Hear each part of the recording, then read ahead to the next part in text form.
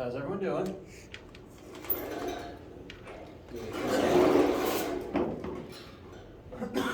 Pardon me.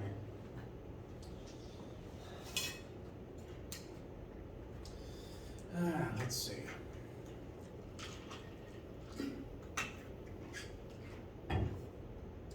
Now, main thing on the schedule is some people are still going to be taking the test this afternoon.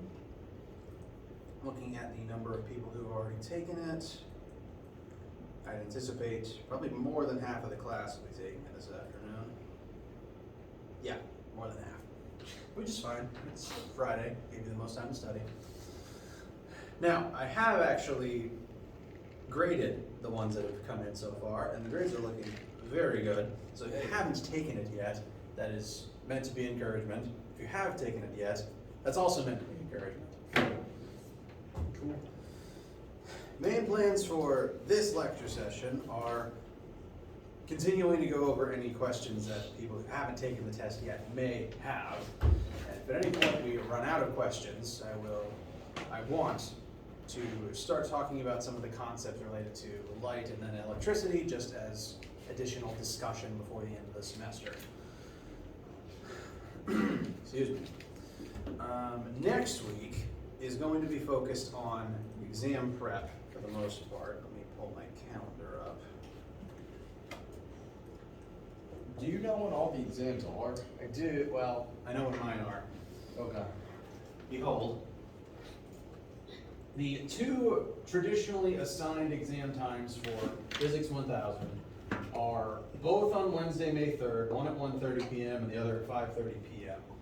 Technically, this is e-lecture, and that means that technically this one's assigned for the 1:30 time slot. However, I don't care which one you come to on the grounds that I'm just giving the same exam twice. For that reason, you can attend either.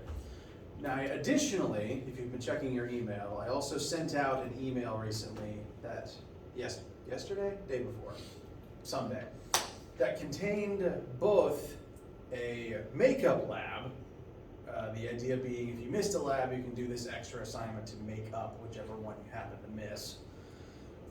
And two, it contained a link to a Google quiz to collect some data about what you guys thought about the exam times and about when would be ideal for me to possibly schedule an optional extra time slot.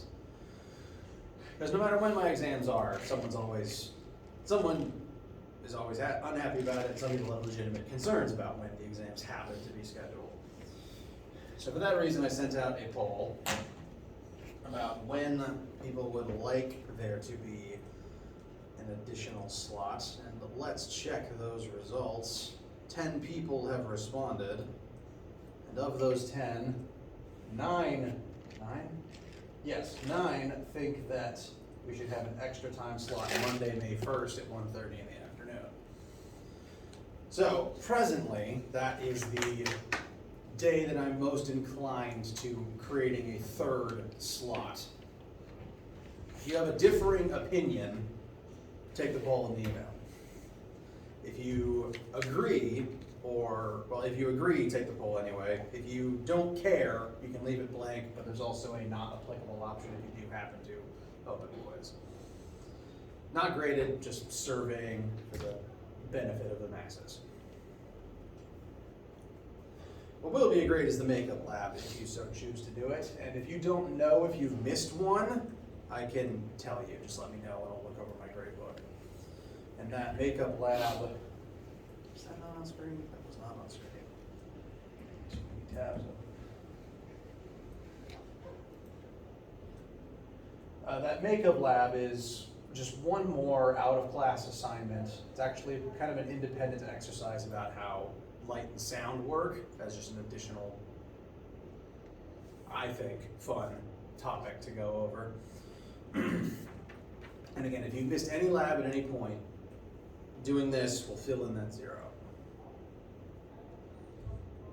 Again, let me know if you don't know if you've missed one or not. I can look over my gradebook and tell you. So, objectives from now through to the end of the course. Today is still going to be a test 2 study day for the most part. I'm open to talking about anything in addition to that, but my main goal is helping people who haven't had the test yet get ready.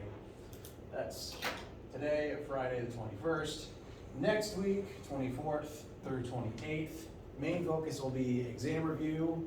Included among that is giving test 2 back and talking about it. Going over the practice questions that I'm going to tweak to make sure they match this year's exam perfectly, or as perfectly as the practice test can, and filling space with extra conversations about waves and electricity as they fit in and as people don't have any more questions.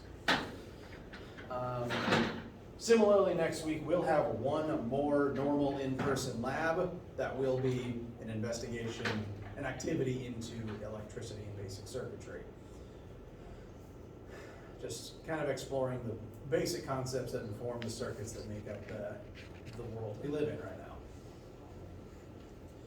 So that's the 24th to the 28th.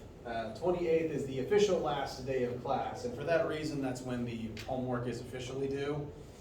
I am, however, pondering on extending the due date on it anyway, because some people are going to be studying for the exam all the way up until Wednesday the 3rd. So, officially, all the homework and quizzes are due by the 28th. Unofficially, I'm probably going to leave them open so you can keep looking over them and studying until everyone has finished their exam. But you should definitely totally do all the homework though. It is part of your grade and it is practice for everything else. How do you feel about the schedule for the coming weeks? All right. Well, with that, the floor is now open to you guys. What questions do you have about test 2, the coming weeks, random thoughts that have popped into your head? The floor is open. I do have a question on the chapter 8 homework, question 7. It's All right. just been stuck in me. Chapter 8 homework.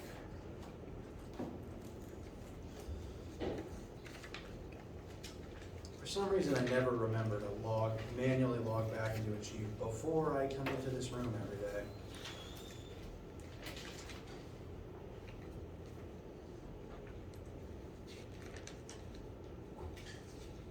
All right, chapter 8 homework, question 7, you said? Yes. All right. Heat current.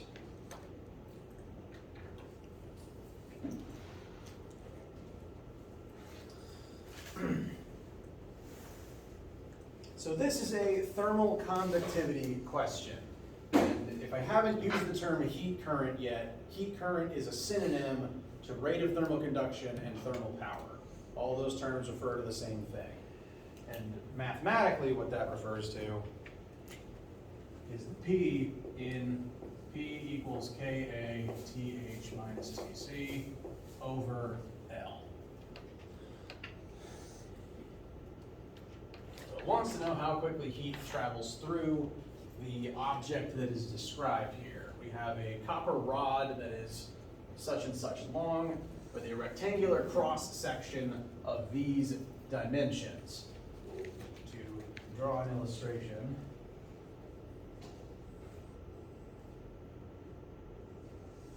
this is a copper bar that is longer than it is wide or tall, and this is the object that's going to be dividing the hot temperature and the cold temperature.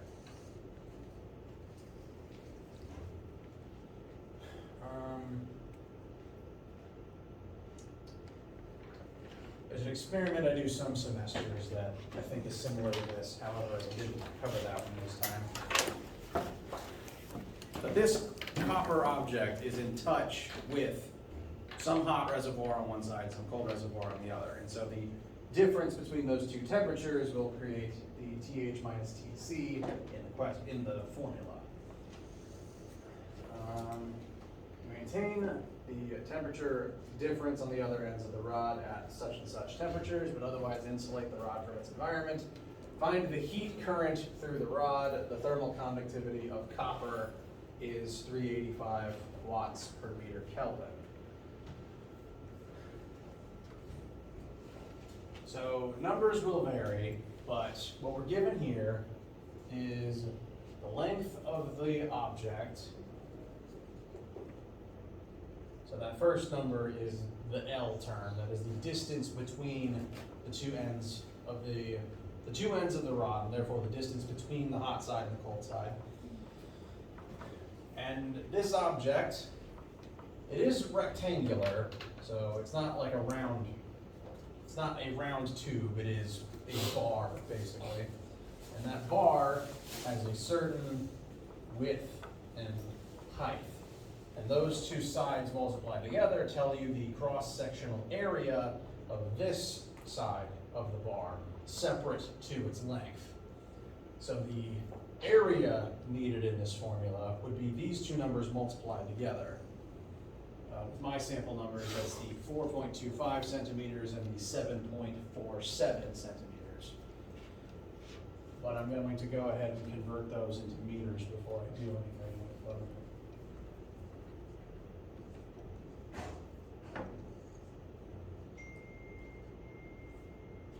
So that area is, once again, those two other dimensions multiplied together. Area of a rectangle is the two different sides multiplied together. And if you convert the units into meters before you do that, your unit for area will be meters squared. That's the unit of your want. Also, zoom tight to whoever just burped or coughed, whatever that was. So that's L and A. We also need the temperature difference between the two sides. With my numbers, the hot side is the 91.1 and the cold side is the 42.5. These are both Celsius though, so they're secretly both hot. It's just one side is hotter than the other. And lastly, the thermal conductivity of copper, which I'm going to write up here as K underscore Cu, the chemical symbol for copper, is 385. You don't actually have to memorize this unit. You'll never have to write it down. The unit of this particular constant just exists so that the algebra works out correctly. Kind of like the weird unit on the big gravitational constant or on specific heat. That's all the information presented in the question, and it is everything needed to find power once it's put together properly. Questions so far? All right. So power is, once again, what we're after. We want to know the heat current, the thermal conduction through this particular object.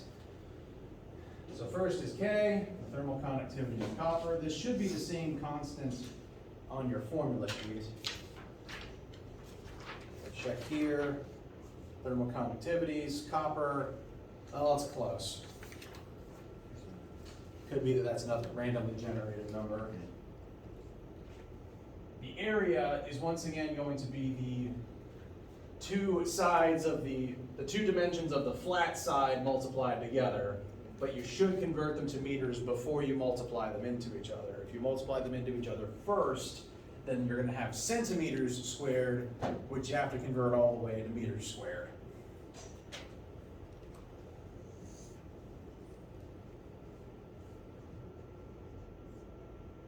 So that is those two dimensions converted to meters and then multiplied into each other. Then the temperature difference, unlike some of our other formulas where it's the change in temperature, final minus initial, here it's always hot minus cold.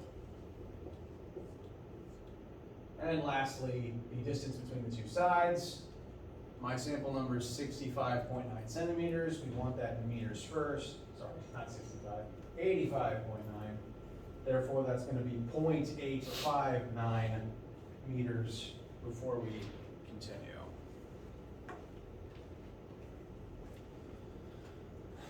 And if I pull up my calculator and double check what all of that calculates to, bless you, 385 times a really tiny surface area.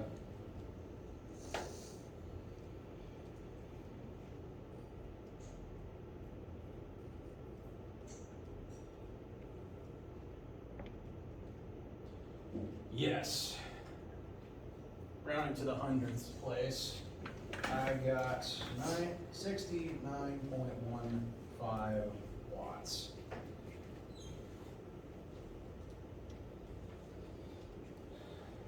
Considering that that's joules per second, that's fairly quick. That heat would add up over time pretty quickly. And that tells you the rate at which heat flows from the hotter side to the colder side as the hot temperature drops and the cold temperature rises until everything, including the piece of copper, just equalizes at some temperature in the middle there.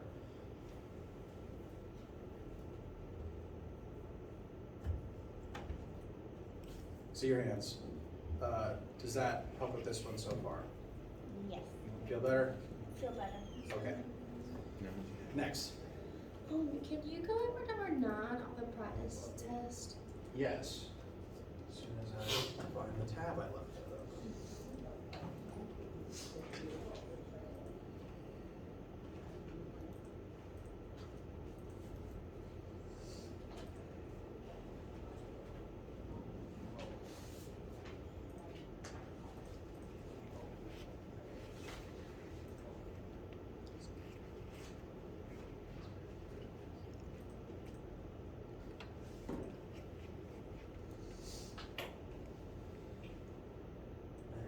Number 9. That is similarly a thermal conductivity question.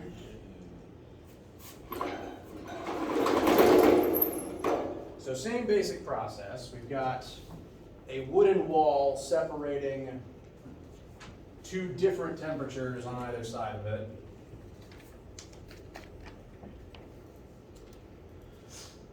On the interior hot side is 25 Celsius, the exterior cold side is negative 15 Celsius. That negative is important. The wall itself has a cross-sectional surface area of 9 meters squared. That is the surface area of its flat side. And it is 10 centimeters thick, so 0.10 meters thick. We've been asked for, first, what is the rate of thermal energy lost through the walls? That is, once again, the rate of thermal conduction, the speed at which energy transfers from the hot side to the cold side. So, same formula, similar process. Thermal power equals Ka times difference in temperatures over the thickness of the wall. P is still what we're after, so we need to start filling in everything else. First is K, and whereas in the previous example the object was made of copper, here it's made of wood. And if the question doesn't outright tell you the constant, that's your invitation to check on this table.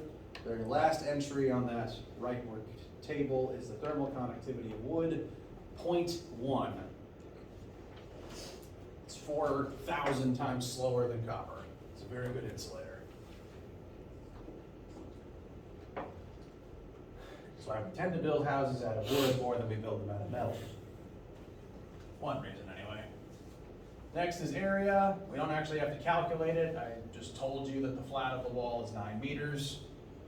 Temperature gap. Note again, it's TH minus TC. That order is important and the negative side is important. So here, that would be 25 minus negative 15. The temperature difference between the two sides is 40 Celsius, not 10.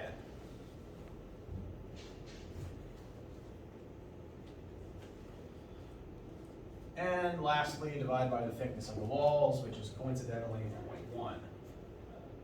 And this should give an answer of 360, if my memory serves. Okay.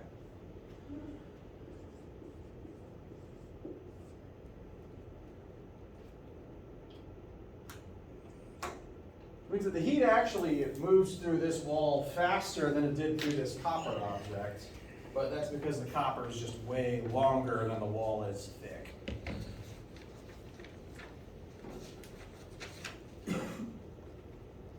Also, its area is a lot smaller, which bigger the area of an object, the more contact it's able to make with the hot and cold on either side, and it's able to let more through.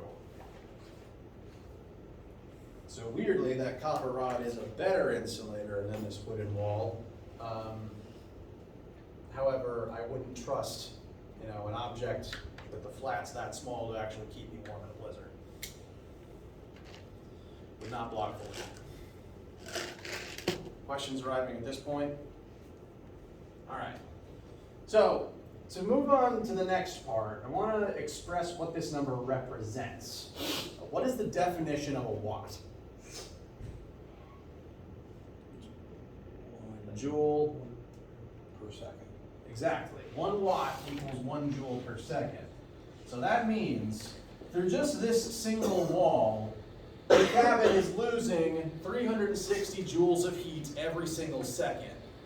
And right now we're only examining this wall, but technically if you don't include the floor, a shack needs to have about 5 walls if you include the roof. So technically this would be happening times 5 through every single wall. But we're just going to focus on the one for right now. This one wall is losing you at 360 joules per second. If you do nothing about that, you will eventually freeze. It's toasty in there right now, but that temperature is going to drop fast. Because every single second you're losing this much heat. If you want to stay warm, you have to counteract that somehow. We've already built the shack. We've done as much as we can to slow this process, but we still need to keep ourselves warm by generating heat somehow. Humans are pretty good at that. We eat food, we turn it into heat, and that helps keep us alive. But that's not going to stop this process completely. Most buildings have heating systems designed to mitigate this loss. Throughout the last winter that just ended, cold outside, warm inside. Heat's gonna leach through the walls. That's inevitable. You can't really stop it, no matter how good your insulation is. So instead, you turn on the heater, and what the heater does is it uses energy it turns electrical energy into heat energy to try to make up for this loss.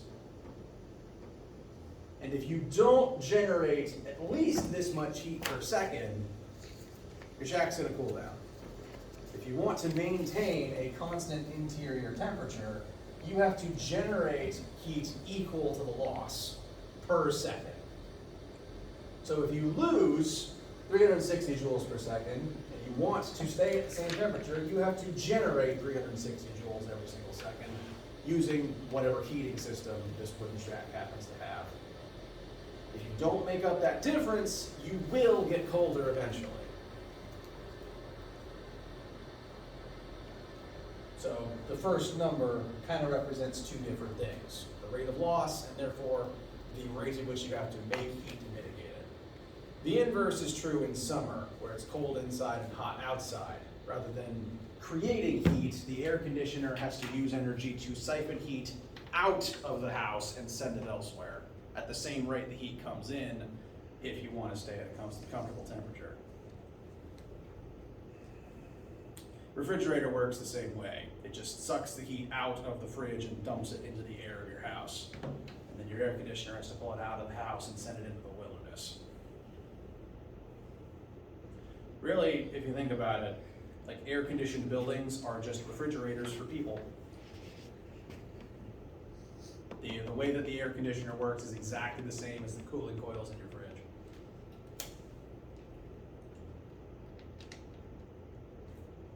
Yes? Could you work through number 10? Yes, absolutely. This is Gesundheit. Any questions before moving on? All right. Number 10. This is a combination of first law of thermodynamics and the related notion of mechanical thermal efficiency.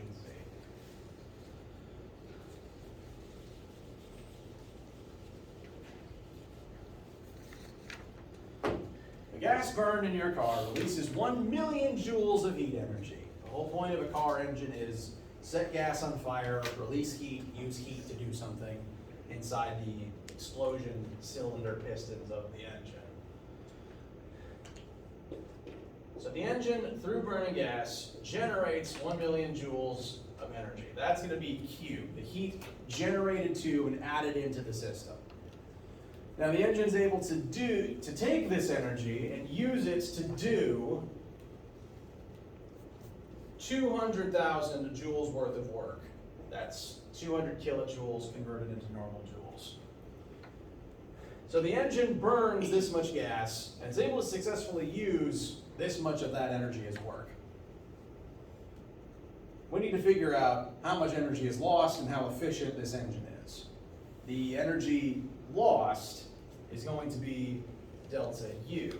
That is the amount of heat that didn't end up as work and is now just pointlessly making your engine warm. And I keep wanting to say Newton's first law, but it's the first law of thermodynamics. First law of thermo tells us that the change in internal energy of an object or a mechanical system is equal to the energy added to it minus the work that it outputs. The energy required versus the energy it then gets rid of. For this car, we gave it 1 million joules worth of gas, and it only used 200,000 of that. Therefore, there's 800,000 joules of energy loose in the engine, pointlessly contributing to entropy and your engine block melting.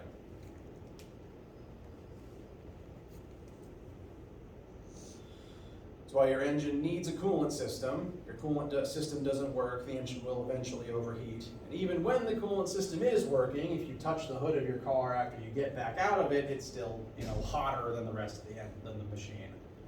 Because the engine running, some of the gas is automatically just turning into heat, no matter how efficient the engine is. Questions on what this number means? All right. Human body works very similarly. You can eat, 1 million joules worth of food. You can probably only do about 200,000 joules worth of work, and that means that there's this much energy just in your body between friction and warm-blooded mammalness making you warmer. And then you have to properly vent that through various processes, lest you overheat. So that's part A. Part B, the efficiency of the system, is referring to the ratio of the engine's output compared to its input. It's a ratio of what it does with what it was given. And the formula on your sheet for that, I don't know if I ever called it by this name, is nth equals output over input. It's located here on the formula sheet. I don't have a very good story as to why it's nth as the variable for efficiency, but that's what that means, that's why it's there. This is the thermal mechanical efficiency formula right here. And the efficiency of this engine is comparing its output to its input to tell us how much of the energy we gave it it actually was able to use. The output is the work that it did, what it actually accomplished, the purpose of the machine. The input is all the fuel that we gave it. And so that ratio, 200,000 over 1 million, would give you 0.2 in decimal form, which equates to 20% efficiency. That means, if this is endemic of an average car, that 80% of your gasoline just goes up in smoke. And you can't really avoid it, because fire is a very inefficient way of energizing things. Hot gas just tends to escape the system, taking all of that burnt hot gas, meaning vapor. The results of the explosion just tend to float away out of the system, not really accomplishing anything. Same is true for normal fire. That's why coal plants and oil plants are very inefficient, whereas nuclear plants boil water through the technically more efficient route of exposing it to boiling radioactive material. Less heat loss. That means that it is able to use 20% of the gas that it's given, which frankly, this is the number that's usually cited for the mechanical efficiency of the human body. So this energy, this engine, is about as efficient as most people's muscles. That similarly means 80% of your food also turns into heat, and if you don't vent that heat, you overheat.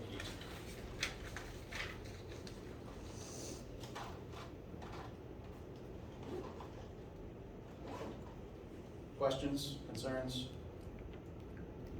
All right, Will you do question 11? 11. Bless you. Yes, absolutely. Any complaints with erasing the previous one?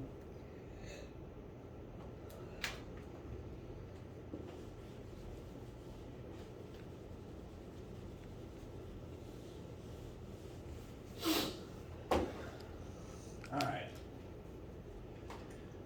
Here we have water flowing through a fire hose.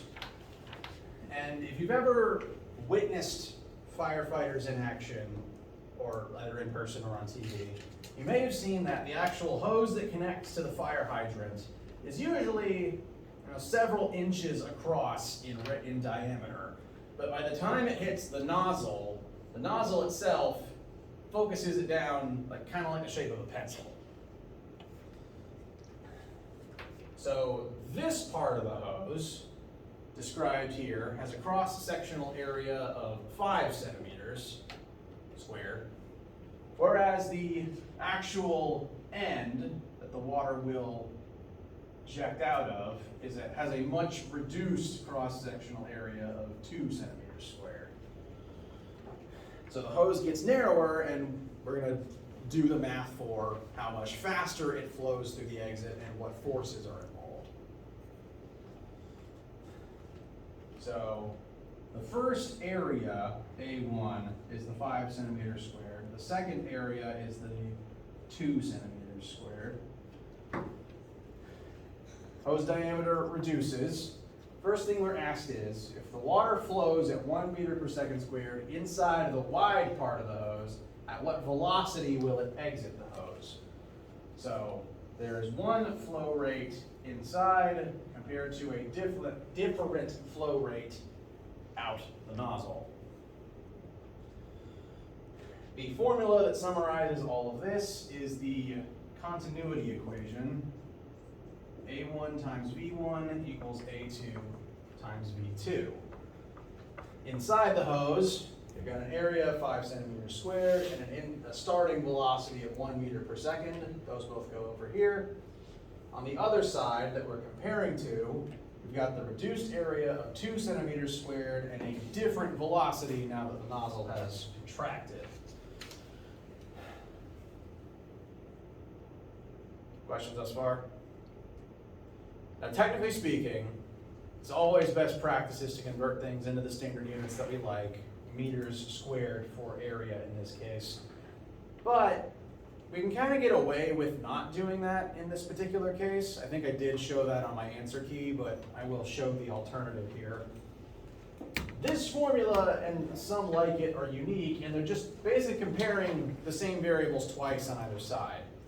And so what unit you plug in only really matters in that it determines the unit you get out on the other side.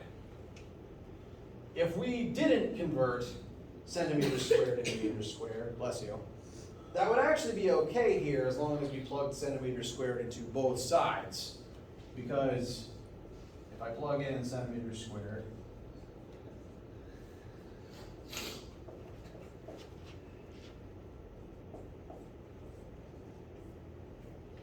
algebra tells us that there's now centimeters squared in the numerator of both sides, and it's just going to cancel out. The unit just vanishes in this case, since the two sides are just mirrors of each other. On the answer key, I go through the process of converting it, but technically you don't have to, because similarly, the conversion just kind of cancels out, and you get the same answer regardless. You can only really do this on formulas that are perfectly symmetrical, same variables on either side, just kind of comparing them before and after. Likewise, this means that the unit we get out for V2 will be the same as the unit we put in for V1. We were given meters per second, so we're going to get meters per second back. In this case, 5 times 1.5 divided by 2.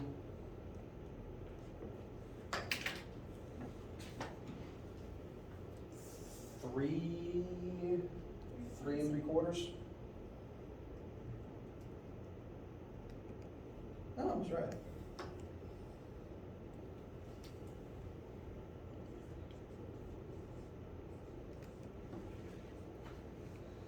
So the water speeds up by slightly more than double. We reduce the nozzle size by more than double, so the velocity increases by more than double. I think real fire hoses would actually have an even bigger difference because the water has to be moving very quickly in order to, scale a 3-story building in any reasonable time frame. So real fire hoses would actually probably be even more extreme than this. The nozzle would be even smaller. Actually, the hose part would probably be even bigger, frankly. But that's part A. Questions? All right, part B is fairly similar, except we're instead of comparing the velocity on either side, we're now comparing the force on either side. And that is going to require Pascal's principle instead. F1 over A1 equals F2 over A2. So different formula, but it works very similarly. It's still kind of comparing two mirrored sides to each other. So similarly, the units just cancel out. The force acting on the water inside the hose is 40 newtons. So that's 40 over the interior surface area of 5. On the other side, we've got F2 over the reduced surface area, the cross-sectional area of 2. And so solving for F2, I believe the answer is 16.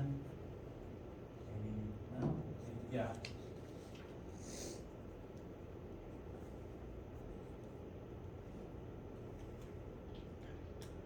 Can you walk through the math part of Yeah, absolutely. just for me? So I'll do this one step at a time. 40 over 5 is 8. So 8 equals F2 over 2.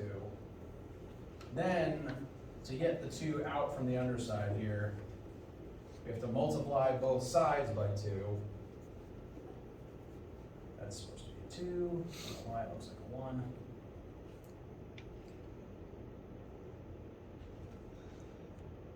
So 2 times 8 equals F2, which is 16. Does that help?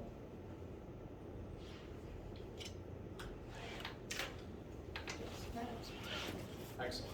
Now that does mean that as the water speeds up, the force driving it actually reduces, and there's a myriad of complicated reasons for that. For one thing, the water is no longer inside the fire hose anymore once it goes through that smaller nozzle on the end. Therefore, it's no longer subject to the pressure that was originally driving it. Now it's just under the whims of gravity. So that's one reason that you could use to explain the force reduction. I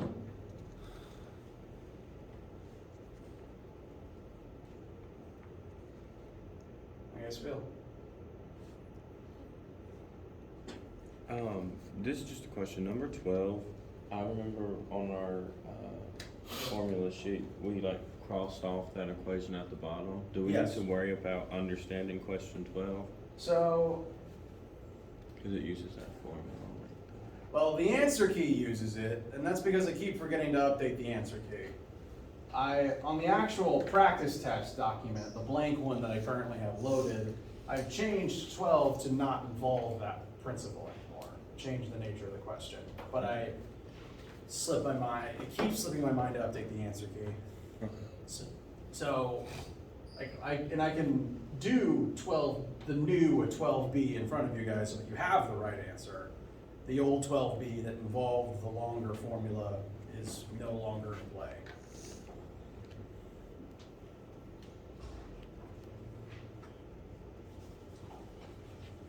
So no, you do not need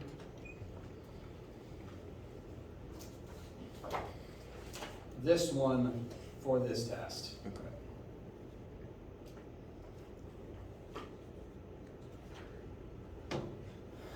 So, to kind of give you the updated answer to this question,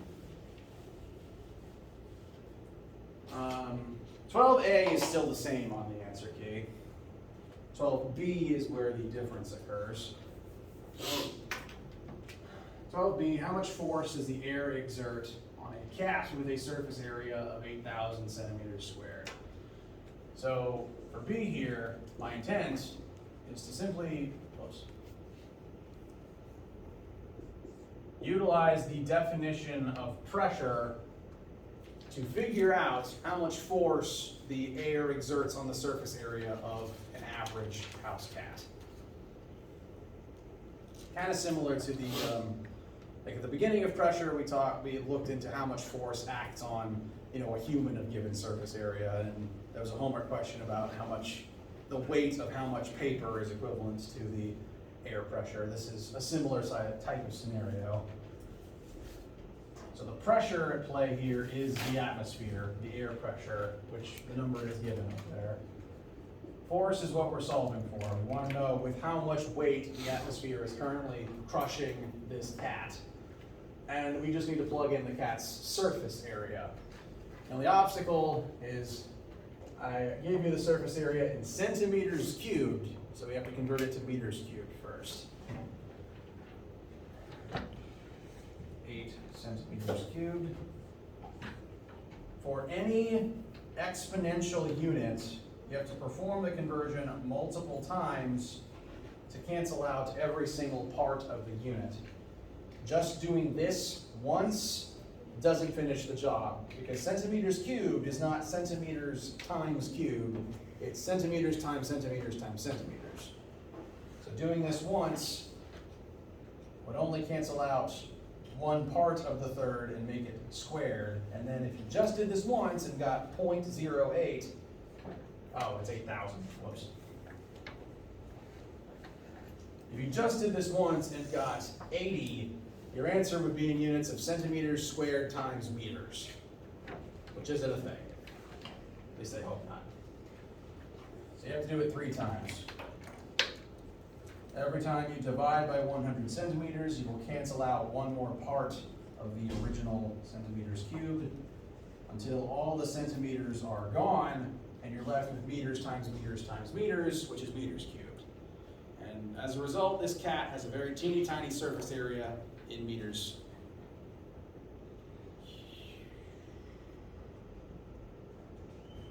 I wrote centimeters cubed, but it's supposed to be surface area. That's supposed to be centimeters squared. Whoops. Sorry. Yeah. So, update to the update. Surface area is supposed to be area length squared, means you actually only have to do it twice.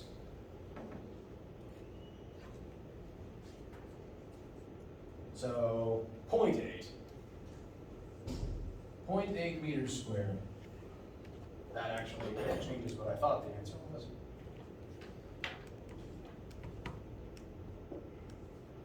More force than I originally thought.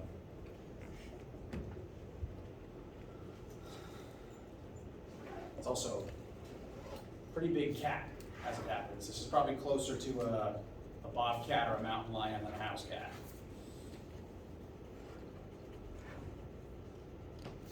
A lynx. We'll call it a lynx.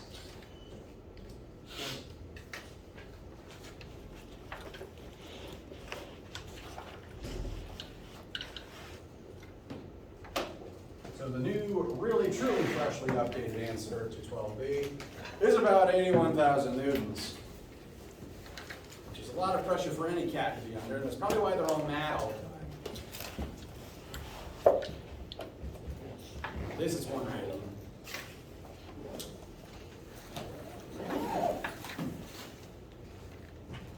Does that mitigate the issues with 12B? Sorry again. Yes. The answer key slipped my mind, and I apologize. How you guys feeling? Yeah. You're taking the test this afternoon, and I'll see you then. Let me know if you have any questions or need anything leading up to that. One more question. You've already taken the test. Enjoy your afternoon and weekend without having to think about it. But the exam is on the horizon, and we will focus on studying for that in the coming days. Have a great day, guys.